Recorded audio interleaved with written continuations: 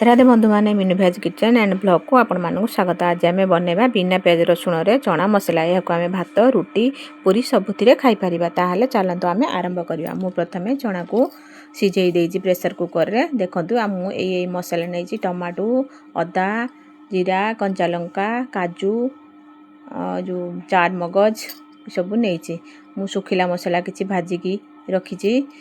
प्रथमे आम टमाटो अदा कंचा लंका जीरा को आम ग्राइंडिंग करदबा। देखंतु मुझे सब गोटे मिक्सचर रे ग्राइंडिंग करदेली पेस्ट कर रखिबा। मु जो सुखिला मसला भाजी रखी जीरा गोलमरिच गुजराती दालचीनी सब भाजी धनिया सब भाजी रखी ताकू मु गुंड कर रखिदेली। प्रथमे कड़ाई रे मु गरम करी 2 ରୁ 3 चामच तेल देली।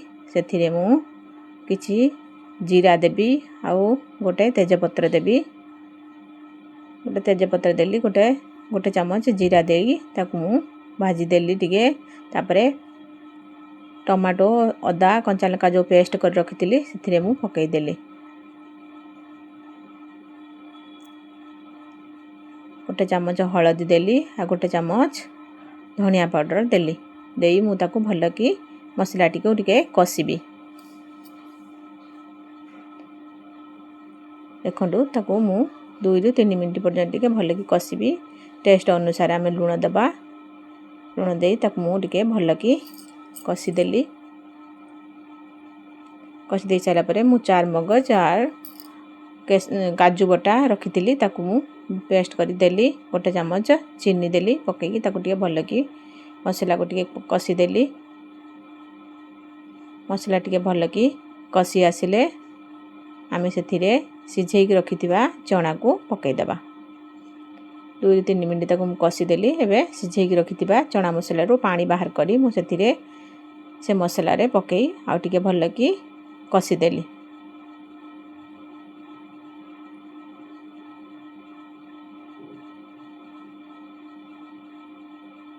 मसलाटी चना मसलाटी भल कि कषि आसिले आम से चना सह सिझे जो पानी रखी आम चना रू बाहर थिला जो पानी से पानी को आम देदबा। आपणकर ग्रेवी अनुसार से हिसाब से पानी देबे। देखो मु पानी देदेली। ग्रेवी जतिक रखिबे से हिसाब से आपण पानी देबे। देदेली ताकू आम 3 मिनट पर्यंत टिके फुटैबा। 3 ରୁ 5 मिनट पर्यंत आम भल कि टिके फुटैदबा। मु जो भाजी रखी सुखिला गरम मसला से आम 2 चामच ऐड करदबा। ऊपर पकईदबा आउ गोटे चामच कस्तूरी मेथी पत्र ऊपर पकईदबा हाथ रे दलिकी। देखो आमर प्रस्तुत हो गला चना मसला। एथर आम भात कि रुटी सबुथिरे खाई परिबा। वीडियोटी जदि भल लागिथिबो ताहाले प्लीज लाइक और शेयर कमेंट करिवे।